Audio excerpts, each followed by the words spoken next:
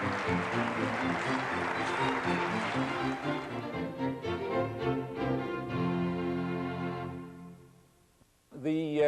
study of language is actually one of the oldest branches of systematic inquiry. Traces back to classical India, classical Greece, and it's had a rich and fruitful tradition of achievement. From another point of view, the study is quite young. The major research enterprises of today took shape only about 40 years ago, when some of the leading ideas of the tradition were revived and reconstituted.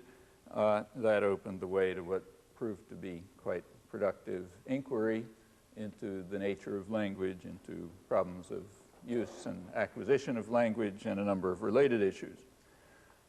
Throughout this long period, the study of language has often been pursued in fairly intimate relation to investigation of higher mental faculties more generally, to what roughly we can call problems of mind. And that was also true of the recent revival. The recent revival of many traditional ideas and concerns followed a similar course. It was part of a more general reconsideration of questions of mind. It's sometimes called the cognitive revolution of the 1950s. Whether the term revolution is accurate or not could be debated. I'm one of those who's rather skeptical about it. But whether one likes the term or not, there was clearly an important shift, a shift of perspective. The shift was from the study of behavior and the products of behavior, like, say, texts, to the inner mechanisms that enter into thought and action and interpretation.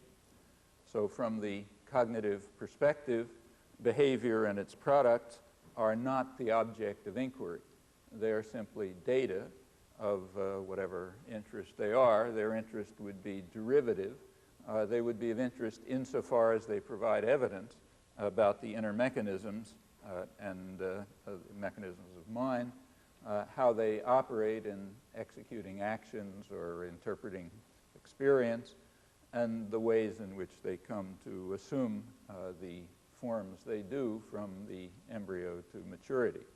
So these are the topics of inquiry, different topic, and from the point of view, if one adopts this topic as the focus of inquiry, then no data have any privileged status.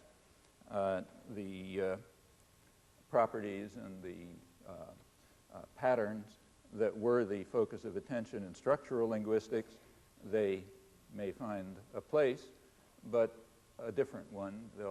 Their place will be phenomena to be explained alongside of countless others in terms of the inner mechanisms. As for observations of behavior, they can be significant from this point of view, but again, derivatively, insofar as they provide evidence about the inner mechanisms, and that will typically prove to be the case, as in every other domain of inquiry, when the observations are carefully selected or obtained by direct experiment in ways that are guided by whatever theoretical understanding has been achieved, and selected or obtained as answers to questions that are raised internally to some research program. So the record of events, a videotape of what's happening, is not instructive.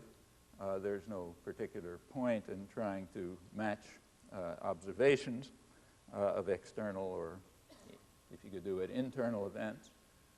Rather, these events are interesting insofar as they help us to discover essential properties of the inner mechanisms and the principles by which they function. There really should be no need to tarry on these matters because all of this is common to rational inquiry generally and familiar in the sciences to the point of truism. Well, the approach at the time was criticized as mentalistic, and the term is not inaccurate. It's fair to call it mentalistic but in what ought to be, I think, an innocuous sense. It's mentalistic in that it's concerned with what we might call the mental aspects of the world, which stand alongside of others, the mechanical and optical and electrical and chemical and other aspects of the world. It undertakes to study a real object in the natural world, primarily the brain, its states, its functions, and its development, and in this manner to move the study of mind towards eventual integration into the biological sciences, although it might be more accurate to say the other biological sciences, so it's in that it's conceived from this point of view as among the biological sciences. Well, as to the course that eventual unification might take, if there ever is one, we can't say any more than could ever have been said in other cases. So take, say, the case of chemistry and physics, an example of fairly recent unification, in fact, about 60 years ago. Notice that was unification. It was not reduction. Chemistry had seemed to be irreducible to physics. That was a fact that had led many eminent scientists to dismiss talk about its hypothetical entities, for example, valence or chemical bonds, as, I'm quoting, as metaphysical twaddle, as the theses of chemistry had no claim to truth. The entities that were postulated had no reality. None of this was anything more than a very crude way of representing certain known facts about chemical reactions.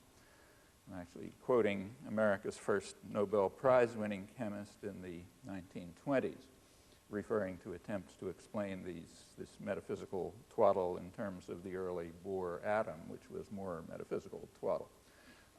Earlier, molecules had been dismissed, not much earlier, early in this century.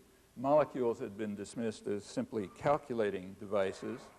Boltzmann, for example, described his theory of gases as just a convenient analogy. Poincaré said that we believe in molecules only because we're familiar with the game of billiards. These are nothing more than ways of giving rough approximations to the phenomena that occur. The same attitude had been taken towards Kekulé's structural formulas for complex molecules and, in fact, other theoretical constructs. Well, that's not very long ago. It was, as understanding progressed, we're now back in the 1920s, it was discovered that chemistry not only seemed to be irreducible to physics, but indeed it was irreducible to physics. There was a unification that was achieved in the 1930s, but only after radical changes in physics.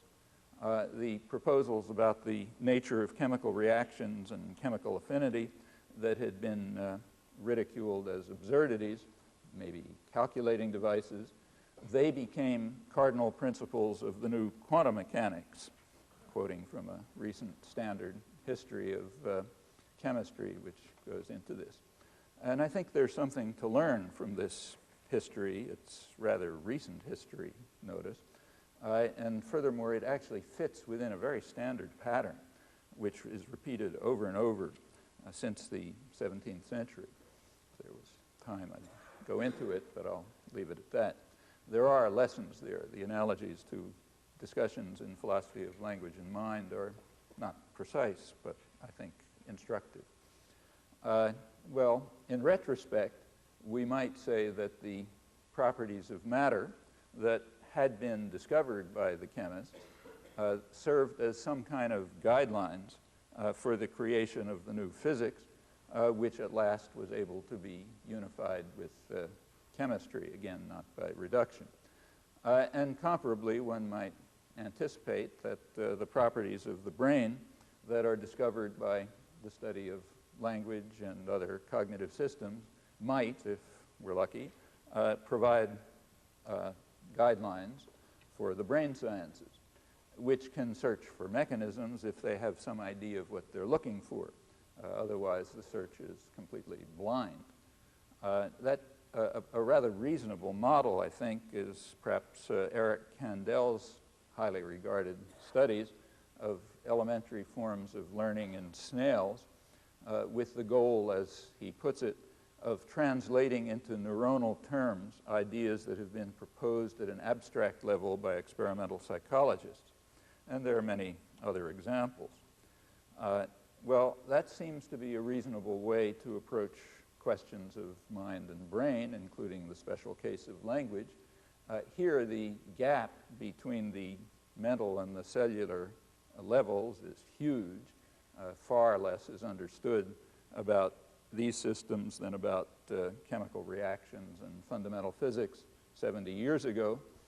And only an extreme dogmatist would rule out the possibility that some new perspective may be necessary, as has frequently been true in the past several hundred years, and rather dramatically about 60 years ago.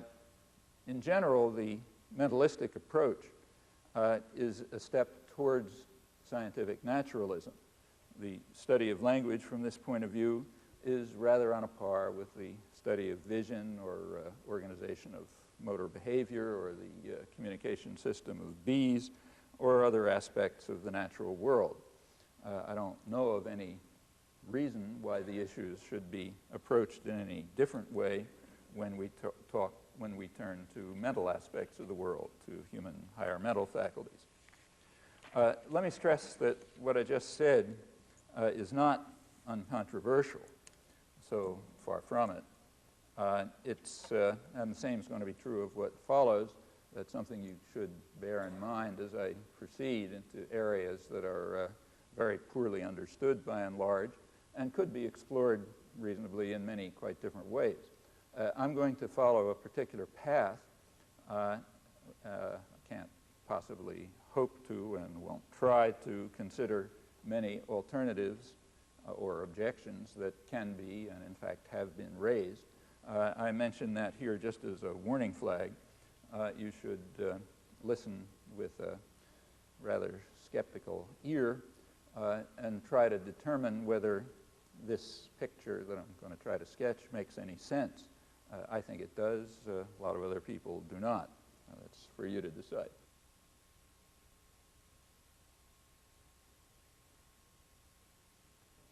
I mentioned that the questions have been standard, have been certainly raised, studied since antiquity. The fact that language has exercised such fascination over a long period is not very surprising. The human faculty of language seems to be a real species property. That is, it varies very little among humans, and it's without significant analog elsewhere. Perhaps the closest analogs are found in insects that would be at an evolutionary distance of roughly 1 billion years. For example, the communication system of bees shares with humans an unusual property, the property sometimes called displaced reference, the fact that, say, I can describe to you the arrangement of the furniture in my home, and you can understand what I'm saying, though it's not in my sensory field or in yours. Bees can do something more or less similar. They can describe to other bees or indicate to them the direction and position and quality of a flower, though the flower is not in the sensory domain of any of them. That particular property, a very elementary property of human language, that seems to be not found elsewhere in nature, and it seems to be extremely hard to induce experimentally in other animals. It's been tried, but without much luck. Even in this case, the analogs are extremely weak. When you turn to, say, vocal learning, that has evolved in birds, but independently in several unrelated groups. And here the analogs to human language are even more superficial.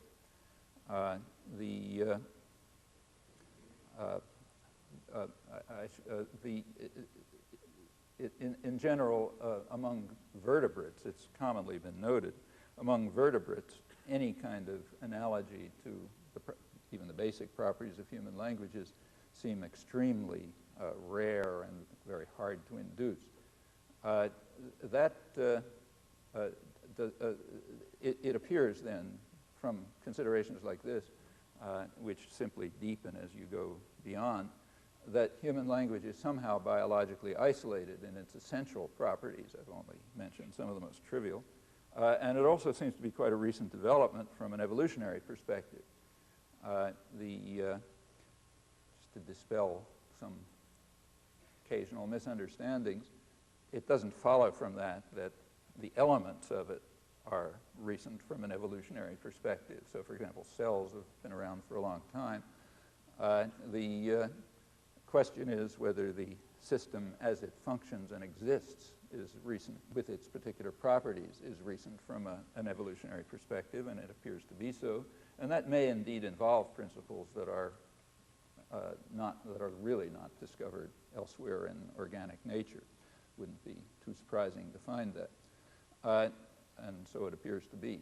In any event, putting aside occasional misunderstandings about evolution, there is no serious reason today to challenge the Cartesian view that the ability to use linguistic signs to express freely formed thoughts marks, in Descartes' words, the true distinction between man and animal, or machine. And that's true whether by machine we mean the automata that captured the imagination of the 17th and 18th century, or those that are providing a stimulus to thought about these matters today. Whether constructively or not is another question that I'll put aside, registering some skepticism by tone of voice, perhaps. Furthermore, the faculty of language enters quite crucially into just about every aspect of human life, human thought, and human interactions. If there were a Martian scientist who was observing the strange doings on Earth, he would be, he could hardly fail to be struck by the apparently rather sudden emergence and the significance of an apparently unique form of intelligent organization. And it's even more natural that the topic, with its many mysteries, should have aroused curiosity and the interest of those who are seeking to understand their own nature and their place within the wider world ever since antiquity, and that has indeed been the case.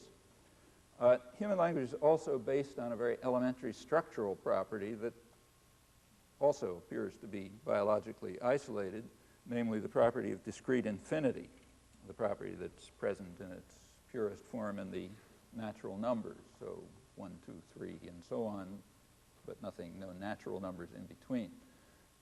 Children don't learn that property unless the mind already possesses it, at least possesses the basic principles.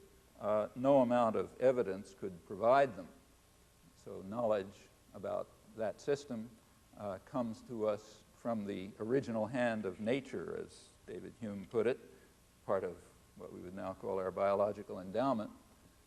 When we move beyond the most elementary properties, like discrete infinity, the conclusions about specific biological endowment and about domain and species specificity become much richer and much more complex.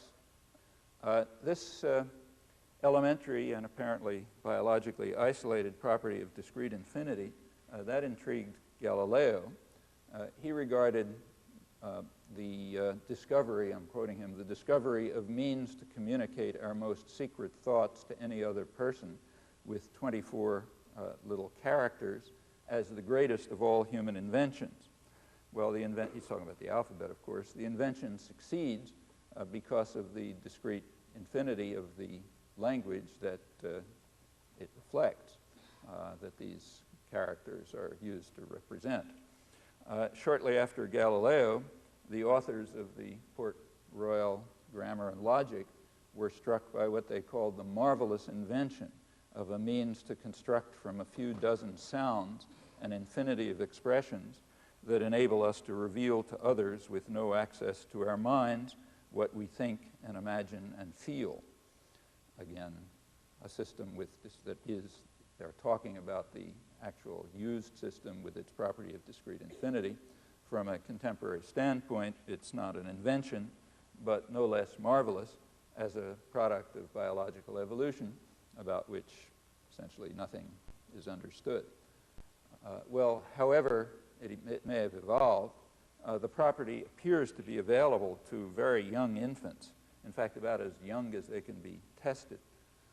From the earliest stage, in fact, it now seems maybe even prenatally, human infants appear to place linguistic performance, into some separate category that is distinguished from other events that are going on, and even from other noises. That's incidentally no trivial matter. No one knows how to duplicate that with machines, but it's done apparently instantly by infants and reflexively. They also instinctively appear to segment these events into phonetic units of a particular type, and then to group these into larger ones in quite special and uniform ways. And then they proceed very quickly to other intricate and highly specific modes of analysis and interpretation, also often available about as early as anybody knows how to test them, which means we really don't know how early they're available. The better the tests get, the earlier it seems to be.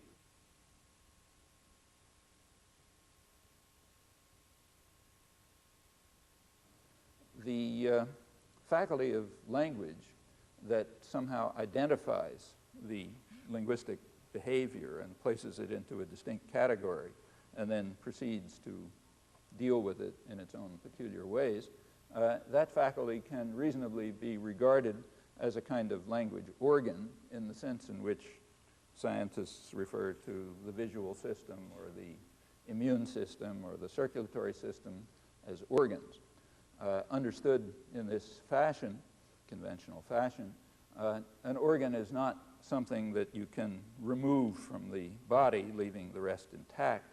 It's a subsystem of a much more complex structure with distinctive characteristics, and one identifies it in the hope of coming to approach an understanding of the full complexity by investigating components of this kind and their interactions.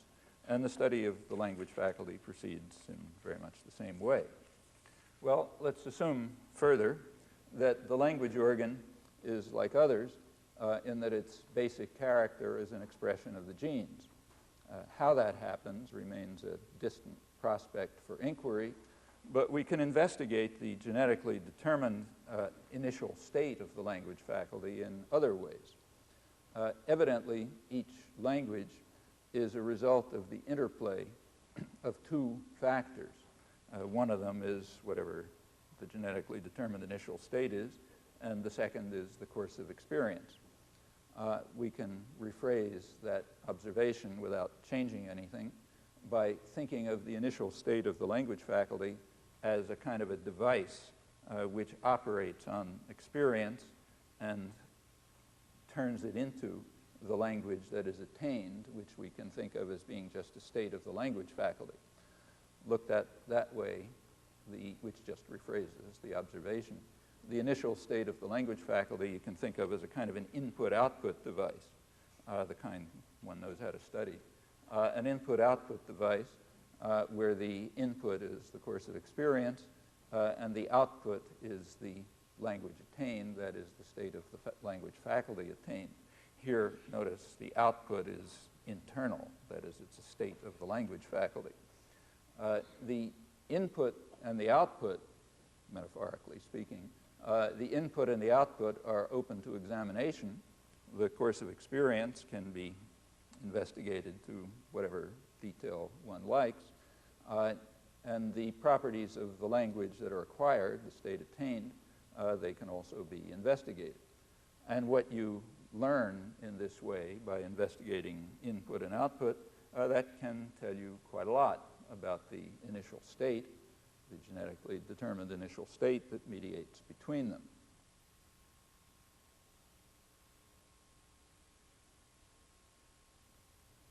Well, we can learn a great deal more about the genetically determined initial state by appealing to a really uncontroversial fact, namely that the initial state is common to the species. So, for example, if my children had grown up in Tokyo, they would be talking whatever it is that kids talk in the streets in Tokyo. Therefore, and that's true quite generally as far as we know. So it follows then that evidence about Japanese bears directly on assumptions about the initial state for English, and so on, much more generally. Proceeding in this way, it's possible to establish quite strong empirical conditions that have to be satisfied by the theory of the initial state of the language faculty, a theory that's sometimes called universal grammar these days. That's adapting a traditional term to a rather different framework. These conclusions about universal grammar, about the initial state of the language faculty, they can be strengthened further in many ways, for example, by psycholinguistic experiments, which aim to establish what children know, typically with very little direct evidence, often none at all. Proceeding in such ways, one can learn quite a good deal about the initial state of the language faculty, and also formulate some rather serious and interesting problems for some eventual biology of language. One problem is, how do the genes determine the initial state?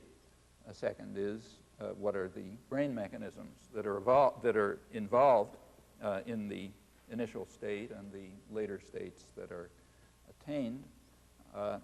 And thirdly, how do these states of the language faculty interact with other systems of the mind and the brain as language is used to express our thoughts, to interpret what we hear, or whatever else we do with it? Well, these are extremely hard problems, even at the peripheral levels of the motor systems, where you can almost sort of see the things that are there. Even there, it's extremely hard to answer questions like this. And that's also true for much simpler organisms and systems where direct experiment is possible, intrusive experiment. However, it may be that some of these questions are at least at the horizons of inquiry through the use of non-intrusive technologies of the kinds that are coming along. Studies of the electrical activity of the brain, for example, have led to some suggestive and rather surprising results in the last few years. There's no doubt that many of these questions could be answered, maybe pretty conclusively, if intrusive experimentation were possible. That's, of course, barred for obvious ethical reasons. Rightly or wrongly, these ethical considerations are held not to apply to other organisms, and a great deal has been learned about, say, cats and monkeys, for example, by implanting electrodes in the brain or raising them in controlled environments and so on. These investigations provide evidence about humans as well, insofar as the brain structures are similar. So a lot of what's known about, say, human visual systems or organization of motor behavior is based on the assumption that it's more or less similar to systems of other similar organisms, where it's can be investigated directly under the conditions that we allow ourselves, again, rightly or wrongly. However, essentially nothing is learned in this way about language, and the reason is because of the apparent biological isolation of the language faculty. You can't investigate the language faculty of a cat or a monkey the way people investigate its visual system and expect to find out something about the human language faculty, because the faculty just doesn't seem to be there. I should mention that despite a lot of apparent controversy about these things, there's also a considerable range of consensus which should be borne in mind about the species specificity and the domain specificity of the faculty of language. For example, it's recognized, often tacitly, that verbal behavior constitutes a separate domain, different from other events and even different from other noises. That's just taken for granted, in fact tacitly, by the most radical forms of behaviorism, by paradigms like the radical translation paradigm that's familiar in philosophy and so on. It assumes that verbal behavior is somehow there, separate. How is not so easy to say, but it assumes it's there, which amounts to assuming that there's a faculty of language. It's also assumed, usually tacitly, that intrusive investigation into other organisms isn't going to tell you anything about this domain. That's why it's not proposed. And in fact, investigation of other human mental faculties, like, say, organization of motor behavior, also doesn't tell you about it, and that's sort of tacitly agreed. And what that amounts to, again, is a recognition that whatever this thing is not only species-specific, but even domain-specific. So despite controversy, and there appears to be a lot, if you read the literature, it looks like plenty of controversy, there's also a lot of hidden assumptions that are more or less accepted, and they're the main ones that I'm making, that it's, at the moment, that this is a specific faculty, biologically apparently quite isolated in its essential properties, and even more so we seem to find as we look beyond, and separate from other human mental faculties as well in its properties.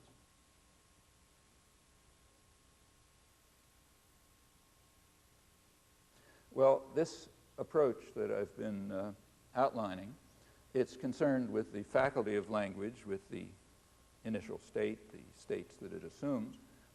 We can call it an internalist and modular approach to focus on these features, meaning it's concerned with the internal nature of a component of higher mental faculties, and it assumes that this array of higher mental faculties is heterogeneous. That is, it's a complex of specialized cognitive systems, much like the rest of the body, or for that matter, the rest of organic nature. On this view, we study human mental faculties, higher mental faculties, including language, pretty much the way we study the visual system, the system of motor organization, birds, bees, complex molecules, and so on. That doesn't seem like a very outrageous proposal, though it's considered so. In any event, I think the evidence tends to support it, rather powerful evidence, that you can determine by looking at it more closely. I'm not really arguing the point, just pointing to it. We learn most about this, for the moment at least, from the study of the systematic properties of the language faculty and of other systems. But there is supporting evidence, increasingly interesting, from quite a few other sources. For example, by now there's a good deal of evidence about dissociation of language and other cognitive abilities. That means we find cases of language abilities intact and other cognitive abilities not intact, and in fact, conversely. There's a lot of quite interesting work on this. There are special kinds of language impairment, for example, which reveal very specific kinds of disability. So, for example, lack of use of inflectional forms to construct plurals and inflected forms of words, showing up very differently from the way normals do the same thing using those rules. Distinguishing inflectional rules from syntactic rules, separating semantic and pragmatic and syntactic components of language. These appear to be dissociated in quite interesting ways, and a good deal of information is coming along about it. There are also developmental dissociations, which are interesting, in a way pretty obvious. So take a homely example. Even cite any literature. Take, say, my granddaughter, who was born a couple days ago, and a kitten her kitten was born about the same time. Assuming normal development, even without too much sophistication, we expect that the two of them will develop in certain ways, partly familiar, partly not. One thing it's now reasonable to assume is that as soon as experiments are possible, it will be discovered that my granddaughter and her kitten will solve certain problems in a parallel way. For example, the pretty non-trivial problem of orientation when you're disoriented in a familiar space. So, you turn a child around so it doesn't know where it's facing. Same with a kitten. It turns out that apparently across mammals generally, these kinds of problems are solved by looking for particular kinds of cues and not others, like geometrical cues, but not other very salient cues like color or smell and so on. And that seems to be common across mammals as far as been studied. Humans and cats, actually the actual studies are on rats, but it's assumed that cats are about the same, will apparently treat these problems quite similarly, which means that some domain-specific cognitive system is developing in its own intrinsic way, but more or less common across mammals apparently, and probably using similar mechanisms. So if those experimental results hold for my granddaughter and her kitten, we can predict that about as soon as you're able to carry out the experiment. We can also expect with fair confidence that my granddaughter's faculty of language will begin to function, in fact probably already did, maybe even prenatally, in such a way as to identify the category of language behavior, separate it out, carry out segmentation, find bigger units, do the kinds of analysis and so on, that lead quite early on to interpreting quite complex expressions novel to her experience and later on producing them freely formed thoughts. And we can also be reasonably certain that that won't happen with her pet kitten, who is subjected to essentially the same experience. That seems about as obvious as the fact that one of them is going to grow fur and a tail and walk on four legs and so on, and the other won't. In fact, the evidence is maybe even better in this case. But anyway, seems to sort of be comparable. And that, again, leads us to some conclusions, namely that, at least tentative ones, that these separate cognitive faculties are developing in quite different ways. 0 ways for the kitten in one case, more or less the same way for the kitten and my granddaughter in the other case. And furthermore, all of this just seems to happen, rather like growing tails and fur and so on. It isn't anything that the child does. There's no way of teaching it. Nobody would know how to teach it. It's just something that kind of happens to the child and to the kitten. Rather like other aspects of growth and development, which is where it seems to fall. In fact, it's questionable. We might ask whether we should even use the term learning to refer to any of these things. Learning is a pretty vague term, and you can use it the way you want. But the conventional properties that are associated with learning, at least as it's made more or less sharp, don't seem to hold in these cases. Looks more like a process of growth. That's terminology, and nobody cares. But the general characteristics seem reasonably plain. And that kind of investigation into dissociation under pathology or dissociation under development and so on, that seems to lend further support to the internalist and modular approach to human higher mental faculties, for which at the moment most of the evidence comes from direct analysis of their properties, though I think it's converging. Well, again, these conclusions seem to me reasonably plausible and well established, but not innocent. They run counter to prominent currents of contemporary thought, so I raise again that same warning flag. That's true both of the internalism and of the modularity. Nevertheless, I'll continue on the same path.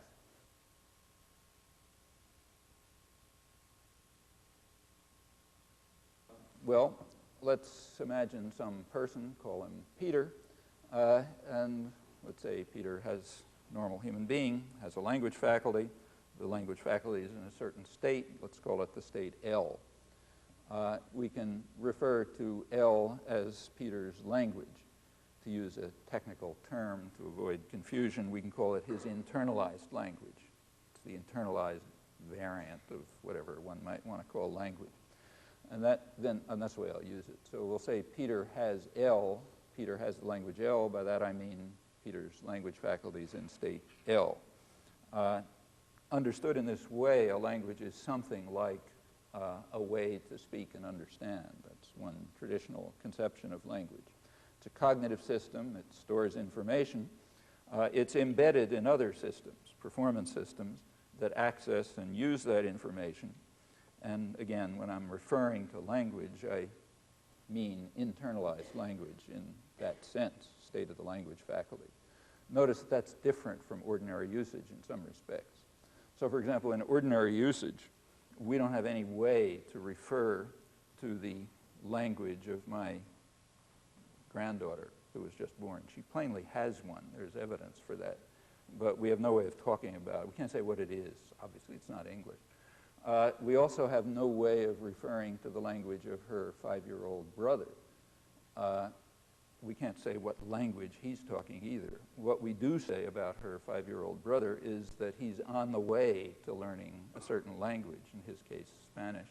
So he's on the way to learning Spanish, but he doesn't really know it, and he's making all kinds of mistakes about it. But we can't say what language it is that he's speaking, or the other kids in the street who are doing whatever he's doing. Our ordinary concept of language has some kind of teleological component to it. You know, it's what it's kind of aiming at. And also has all sorts of normative components and socio-political components and so on. And that makes it just impossible even to use the term to describe whatever it is that children are doing when they're growing these things in their heads. And all of that I want to abstract away from. There's nothing wrong with those usages. They're fine, you know, get along fine using them in ordinary life. But they're very much out of place, those usages, whatever they are, when you try to introduce them where they don't belong into an attempt to gain some understanding, some theoretical understanding of what is going on when these systems are taking shape in the mind and coming to be used and then finally are used in expressing thoughts and interpreting things.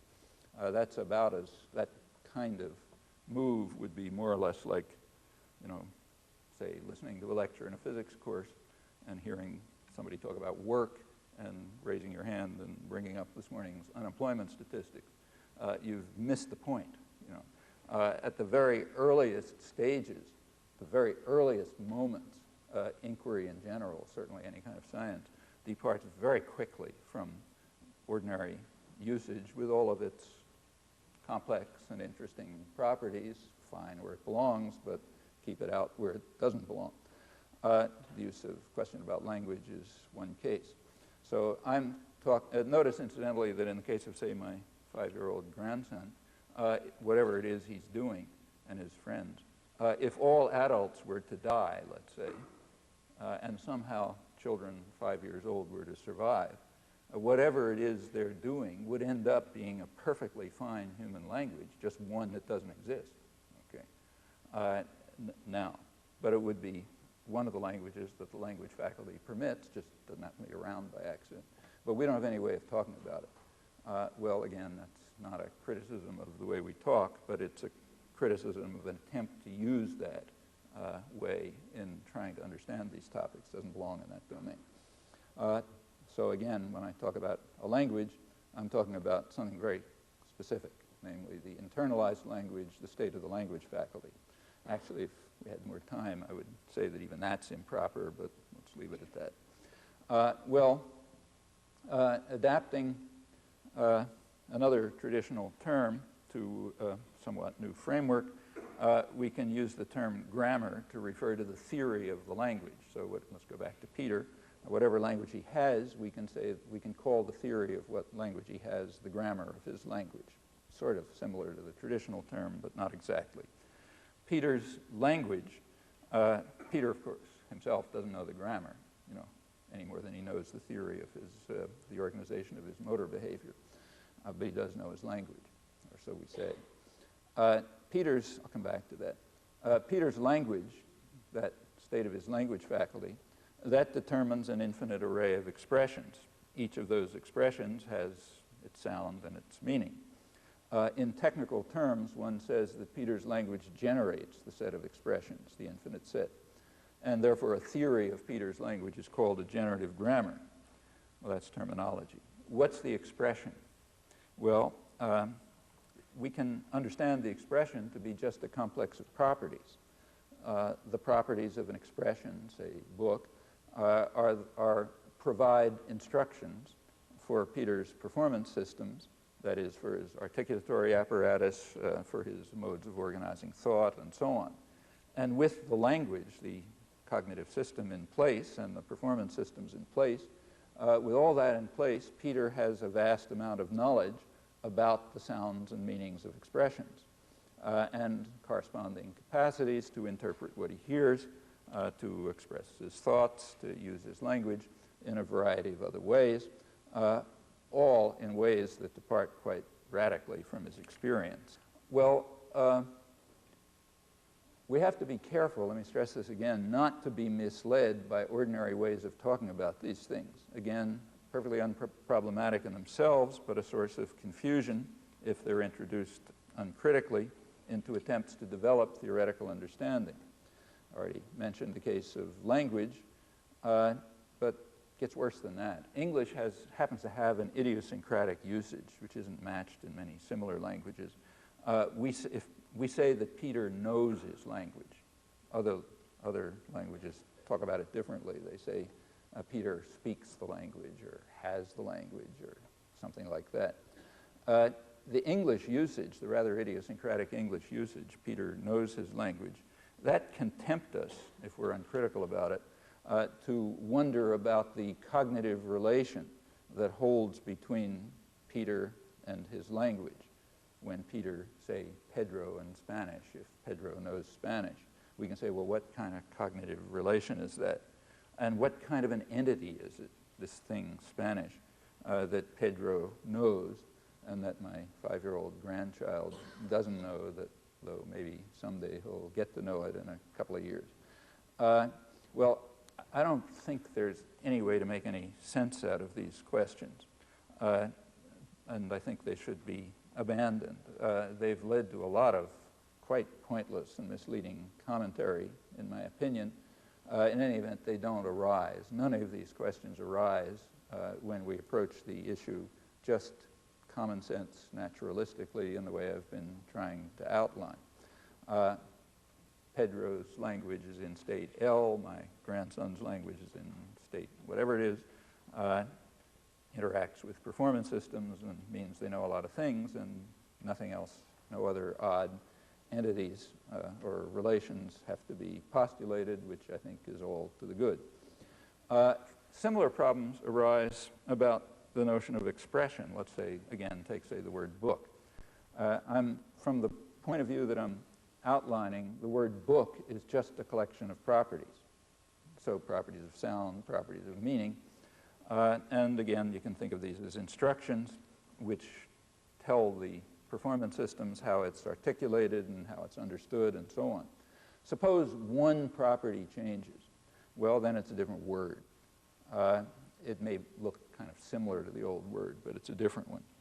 That is to say, there's no substratum in which these properties inhere, substratum that remains fixed even when the properties change. In informal usage, we talk differently. We say that a word can change, but it's still the same word, or the pronunciation can change, and it's still the same word. Or in fact, they can both change totally, so it has none of the sound and meaning that it originally had, but still it's somehow the same word. Well, that's again okay for our lives, but an enormous amount of confusion arises if notions like that are carried over into a context where they don't belong, and you postulate a kind of fixed substratum independent of the properties of sound and meaning that inhere in them. Those of you who are familiar with the literature will quickly be able to find many, many examples of discussions about semantics of words, which rely on such usage, but I don't think the usage makes any sense. It's postulating a kind of substratum of a kind nobody wants to postulate, so care is necessary about that. Well, I mentioned that, and in fact, I think if care is taken, a lot of discussion dissolves. Discussion which isn't getting anywhere, so it's a good thing, I think.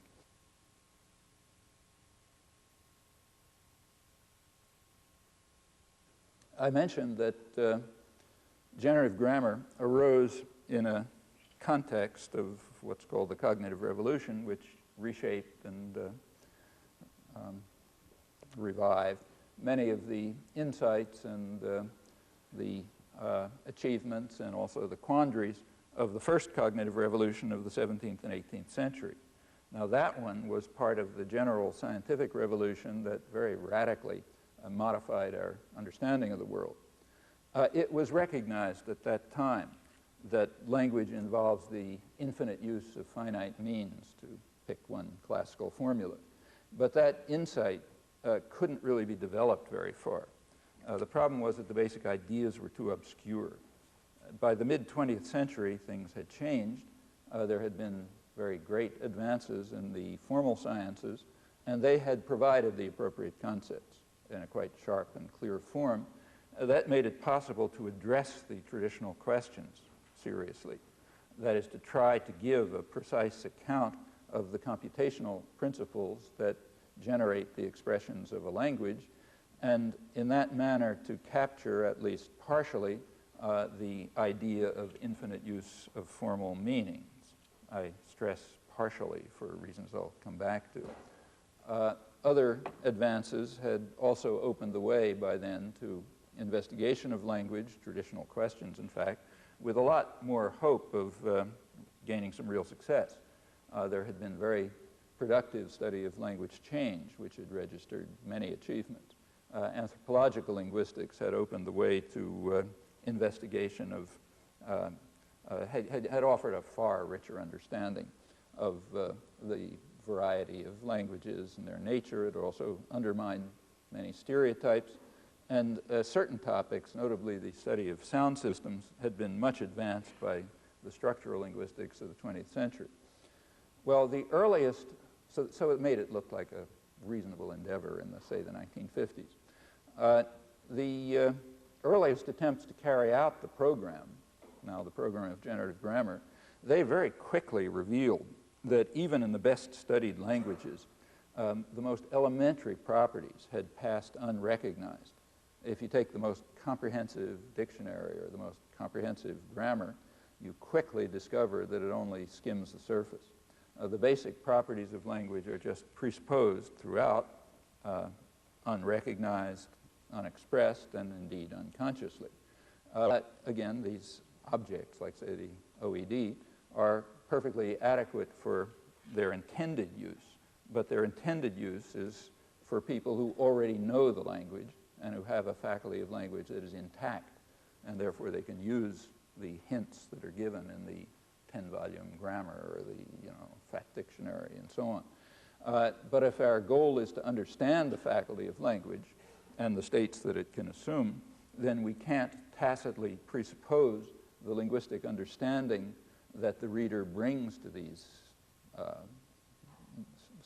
volumes. Rather, that's the topic of inquiry itself. Well, as I mentioned, the study of the acquisition of language very quickly led to the same conclusion. It revealed that from the earliest stages, the child knows vastly more than experience provides. That is, more than experience provides without reliance on highly specific mechanisms to get from scattered experience to what you actually know. That's true at the most elementary levels, sounds, for example. It's true of simple words. In early childhood, for several years, children are picking up words at a rate of about 1 every waking hour. These are acquired with quite limited exposure and under highly ambiguous conditions. But the words are understood in intricate and highly specific ways. ways that are barely beginning to be investigated, I should say. They're also understood in ways that are uniform. So like within a language, everyone understands them the same way, which is dramatic enough, but they're also uniform across languages, which is even more dramatic. When you move beyond simple words, the conclusions only become more striking. The environment obviously matters, but it seems that the general course of development and the basic features of what emerges from it, these appear to be predetermined by the initial state.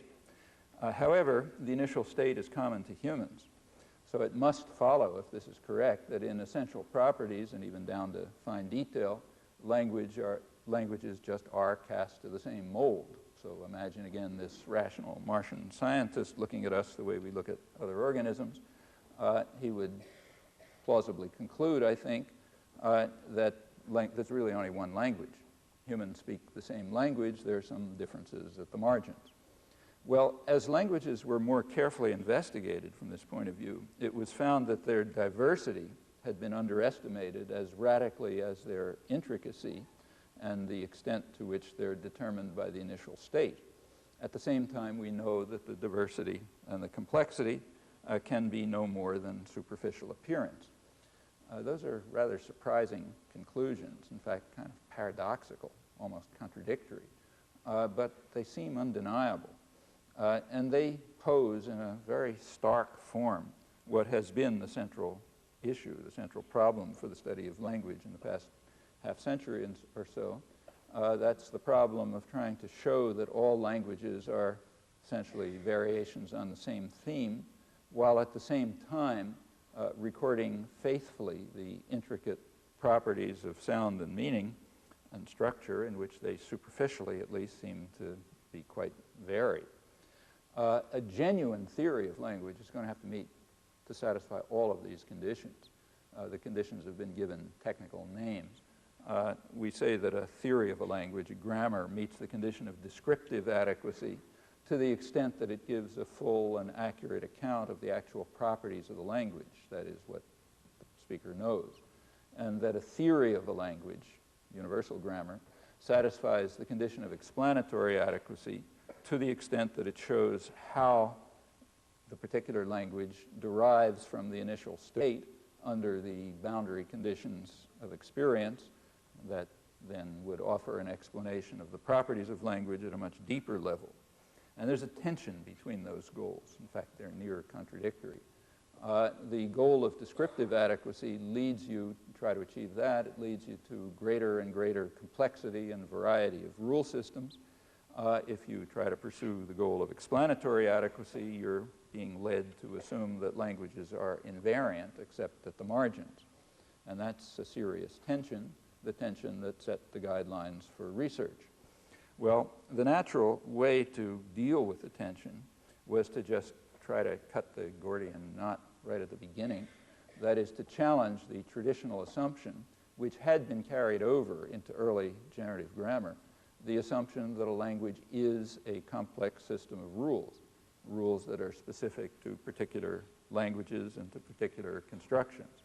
So rules, say, that tell you how to form passive constructions in Japanese, or verb phrases in Bantu, or relative clauses in Hindi, and so on. Considerations of explanatory adequacy suggest that that picture is very unlikely to be correct. Well, and that assumption was sort of unraveled over the years. Suppose we abandoned it. Well, what we would then try to do is to discover general properties of rule systems, which we attribute to the faculty of language itself, that is, to the initial state, in the hope that when we do that, the residue that's left over will be more simple and uniform. And that's pretty much what was tried from, say, roughly 1960 to about 1980. About then, that approach crystallized in a surprising way in an approach sometimes called the principles and parameters approach, which is actually a much more radical departure from the tradition than earlier generative grammar had been.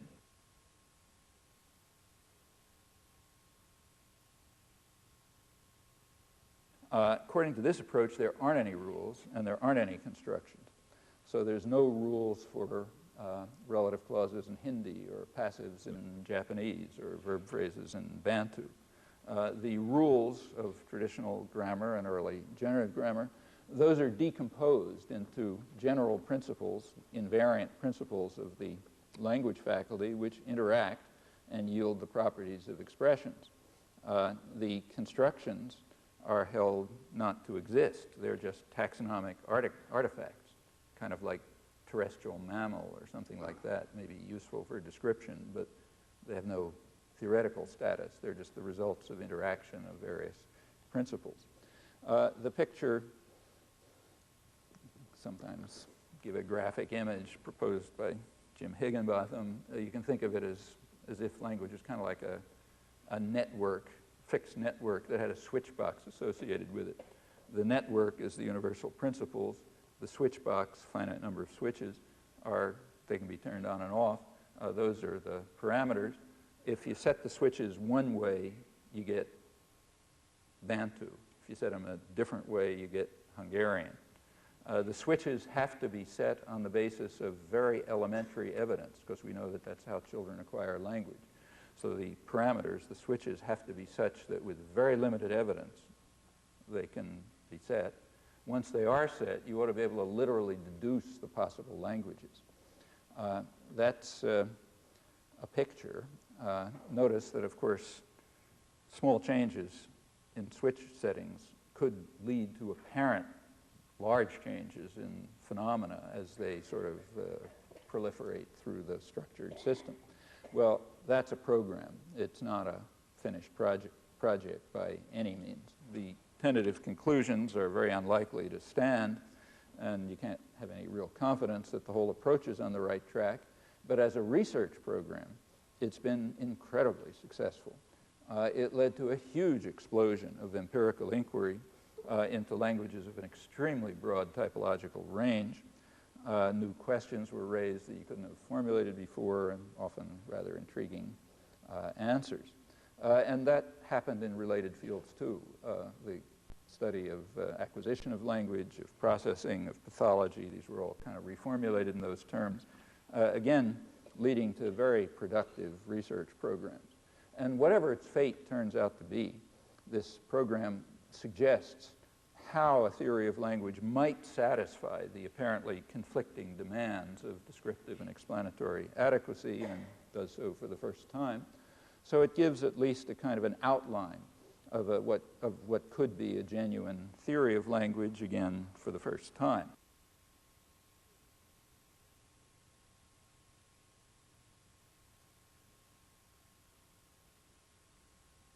Well, let me finish with at least some brief reference to a couple of other issues that have to do with the way the internalist study of language, as I've been outlining it, how that relates to the external world. So for simplicity, let's just, again, keep the simple words. Go back to Peter. Suppose book is a word in Peter's language. The word, remember, is just a complex of properties, semantic and phonetic properties and others that we can disregard. Peter's sensory motor systems access the phonetic properties, and they use them for articulation and perception. They relate these internal properties to external events, like, say, motion of molecules. There are other systems of the mind which access the somatic properties of the word, so that Peter can use it to talk about the world. He can interpret what he hears, what others say about it, and so on. Properties that are, in technical terminology, they're said to fall under the rubric of intentionality. Well, that's somatic properties of the word, so that Peter can use it to talk about the world. He can interpret what he hears, what others say about it, and so on. Properties that are, in technical terminology, they're said to fall under the rubric of intentionality. Well, that seems like a fair first approximation to the problems that arise when we ask how the cognitive systems of internalized language engage the external world. And the problems have been studied. On the sound side, they've been studied hard for almost half a century using high-tech equipment and the top research laboratories in the world. In this case, the external systems, the sensory motor systems, they can be identified, and they can be studied independently of language, like the articulatory system or the inner ear and so on. And you can even study other organisms, and in fact, something's even known about the evolutionary development. The problems, nevertheless, are extremely hard. There has been some progress, but an awful lot remains obscure, despite the advantages that the problem poses. Still, there is no far-reaching controversy about how to proceed. It's done more or less the same way and more or less the way I indicated. On the meaning side, the problems are far harder. The external systems, say thought and conceptual organization and so on, they are much harder to identify. It's notoriously difficult even to distinguish them from language, and they're much, much harder to investigate as well. Here, there are also profound disagreements about how to proceed altogether, or at least there seem to be. Empirically oriented studies, you know, the kinds that are kind of like trying to work out the semantics of words and the rest of language, those seem to me to approach the problems of meaning rather in the way they study sound, as in phonology and articulatory phonetics and so on. That is, these approaches try to find the semantic properties of the word book. For example, that it's nominal and not verbal, that it's used to refer to an artifact and not a substance like water or an abstraction like health, and so on.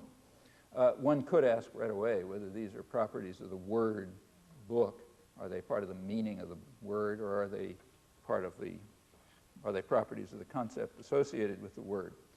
On current understanding, I don't see any way to distinguish these proposals, but maybe someday an empirical issue will be unearthed. Either way, some features of the item book, the lexical item book, that are internal to it determine the modes of interpretation of the kind that I just mentioned. Well, when we investigate language use, we find that it's not just any old property. Words seem to be interpreted rather systematically in terms of such factors as material constitution, design, intended and characteristic use, institutional role, and so on. Now, that's not a novel insight. It goes back to Aristotle in the Metaphysics. Aristotle points out, for example, that we can, I'm quoting him, we can define a house as stones, bricks, and timbers in terms of material constitution, or as a receptacle to shelter chattels and living beings in terms of function and design. And we can combine both. That means combining matter and form in his terms. Now notice for Aristotle, these are questions of metaphysics, that is, of the way the world is. That's why he talks about defining houses, not defining the word house. Since the 17th and 18th century, there's been a tendency to reinterpret the analysis in epistemological and conceptual terms. That is, as a property of our interpretation of the world, properties of our cognitive faculties. That's part of what I call the first cognitive revolution. I think that makes a lot of sense, though it remains controversial. It's actually related to the issue of internalism that I've been kind of skirting. Well, assume the cognitive approach, then things or aspects of the world are identified and assigned to categories in terms of such factors as material constitution, design, intended and characteristic use, institutional role, and so on. And I'm now taking those to be semantic features, that is, on a par with phonetic features, the features that determine the sound of the word. Now, the use of language can attend in various ways to these semantic features. So, for example, suppose the library has two copies of, say, Tolstoy's War and Peace. And suppose that Peter takes out one and John takes out the other. Question, did Peter and John take out the same book, or did they take out different books? Well, if we attend to the material factor of the lexical items, then they took out different books. If we focus on its more abstract component, then they took out the same book. And we can actually attend to both the material and the abstract factors simultaneously. That would be sort of the analog to Aristotle's combining of matter and form. For example, if we say that the book that he's planning will weigh at least 5 pounds if he ever writes it, or his book is in every store in the country, his book, one thing in one respect and many things in another, but it's only one usage. In more or less similar ways, we can paint a door white and then we can walk through it, the door, using the pronoun it here to refer ambiguously to figure and ground. We can report that the bank was blown up after it raised the interest rate, or that it raised the interest rate to keep from being blown up. Here, the pronoun it, or the so-called empty category, unexpressed category, that's the subject of being blown up, simultaneously adopt both the material and institutional factors. And matters quickly become more intricate as we look beyond very elementary cases like these. Even in simple cases, and even more so in complex ones, the matters are often quite clear, but very far from trivial. So referentially dependent elements, even the most narrowly constrained, say like pronouns or empty forms, empty categories, they observe some distinctions, but they ignore others. And they do it quite systematically in ways that vary for words of different kinds in quite curious ways. These properties, as far as anybody knows, seem to extend to the entire vocabulary, even to what appear to be simple substance words, like, say, water, which turns out to be understood in quite intricate ways, even more so when you look at words like, say, river or tree or house, let alone person or sky or fate or names of people and names of cities and so on.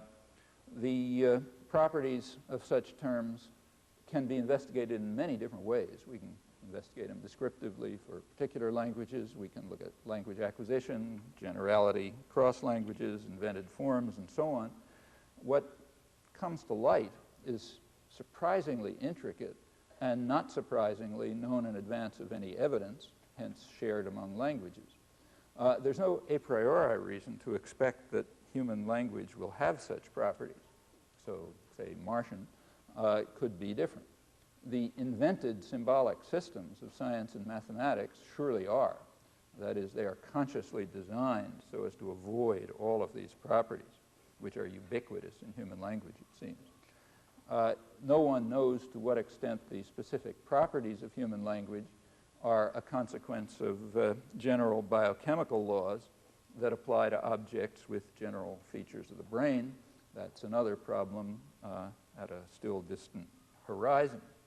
Well, an approach to semantic interpretation in terms more or less like these was, in fact, developed in the first cognitive revolution in quite interesting ways in 17th century, 18th century philosophy. Remember, philosophy then just meant sort of science.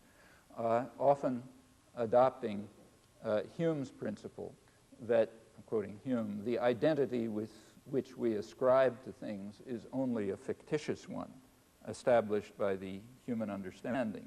Notice that that's the epistemological, conceptual reinterpretation of the Aristotelian metaphysical version. And that sounds like a plausible conclusion. So, for example, the book on my desk doesn't have the strange properties it does by virtue of its internal constitution, rather by virtue of the way people think and the meanings of the terms in which these thoughts are expressed. That's what Hume has in mind when he says it's a fictitious identity.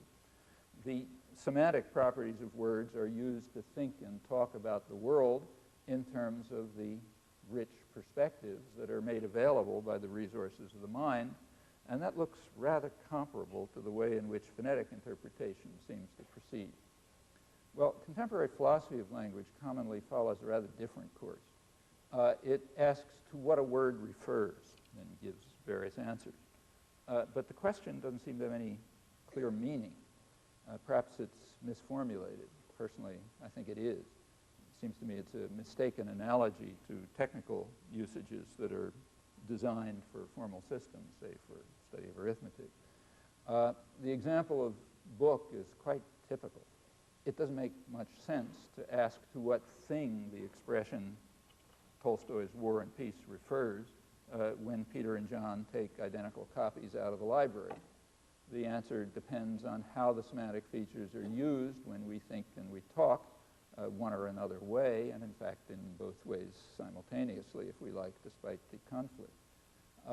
In general, a word, even a word of the simplest kind, does not appear to pick out an entity in the world or even an entity in our belief space. Conventional assumptions about these matters seem to me very questionable. It's an intriguing topic, but again, I'm afraid I have to put it aside for reasons of time.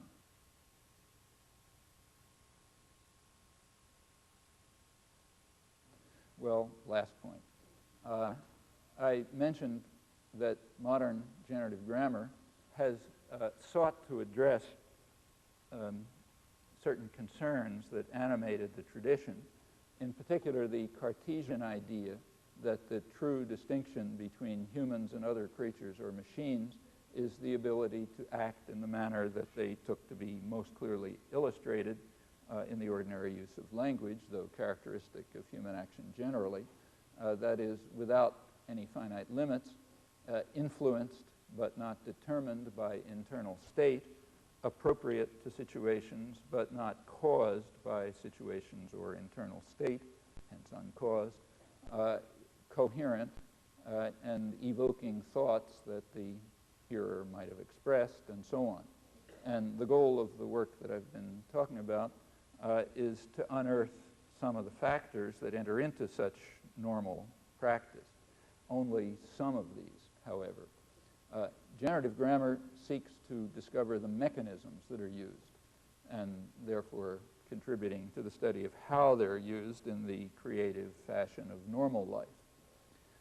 How they're used is the problem that intrigued the Cartesians, and in fact those who followed them, who talked about the infinite use of finite means. Notice, use of finite means.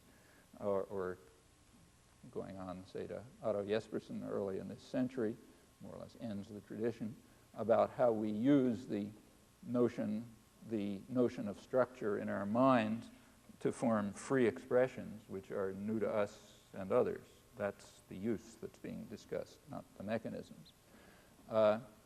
How these mechanisms are used is the traditional problem, and that one remains as mysterious to us as it was hundreds of years ago when the questions were rather clearly formulated, even though a good deal is understood now, which was not understood then, about the mechanisms that are involved. Now, in this respect, the study of language is, again, very much like that of other organs. So study of the visual and the motor systems has uncovered developed a lot of understanding about the mechanisms by which the brain interprets scattered stimuli as a cube, let's say, or the arm reaches for a book on the table. But these branches of science do not raise the question of how people decide to look at a book or to pick it up. And speculations about the use of the visual and motor system or others amount to very little. It is these capacities manifested most strikingly in language use that are at the heart of traditional concerns. For Descartes, they are the noblest thing we can have and all that truly belongs to us. They're the defining characteristic of human beings and the essence of mind from his point of view. About half a century before Descartes, the Spanish philosopher, physician, Juan Huarte, observed that this generative faculty of ordinary human understanding and action, his term for it, the generative faculty is foreign to beasts and plants, although it's a lower form of understanding that falls short of true exercise of the creative imagination. And it's important to stress that even this lower form falls far beyond our theoretical reach, apart from the study of the mechanisms that enter into it. Now, in a number of areas, language included, a lot has been learned in recent years about these mechanisms and the problems that can now be formulated and faced sometimes. They're hard and challenging, but many mysteries still lie beyond the form of human inquiry that we call science. It's a conclusion which we shouldn't find surprising, in my opinion, if we consider humans to be part of the organic world, and perhaps one that we should not find distressing either.